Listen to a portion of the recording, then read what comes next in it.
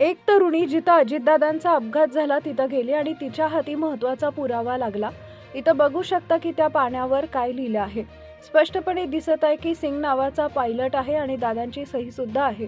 या तरुणीकडे आलेल्या कागदांना पुन्हा एकदा मोठा धक्काच बसलाय. अजून बरीच माहिती आहे, तुम्ही ऐकू शकता. महाराष्ट्राचे उपमुख्यमंत्री अजित पवार यांचा 28 जानेवारीला विमान अपघातात मृत्यू झाला, ज्यामुळे अवघा महाराष्ट्र हळहळला. त्यांना अखेरचा निरोप देताना बारामतीसह महाराष्ट्राचे डोळे पाणवले होते. छगन भुजबळ म्हणाले, मी जेव्हा प्रत्यक्ष त्या ठिकाणी गेलो तेव्हा मला हा प्रश्न पडला की विमान इथं आलंच कसं काय. टेबल टॉप आहे तर विमान साधारण 70 फूट खाली कोसळलं. सीसीटीव्ही कव्हरेज आम्ही पाहिलं. एक गिरटी घालून विमान गेल्यानंतर दुसऱ्या गिरटीच्या वेळी सरळ आलेलं विमान पलटी मारताना दिसतंय आणि त्यानंतर होत्याचं नव्हतं झालं. चौकशी होईल. मी काही त्यातला तज्ज्ञ नाही, पण कुठंतरी काहीतरी गडबड झाली आहे इंजिनात किंवा रडारमध्ये.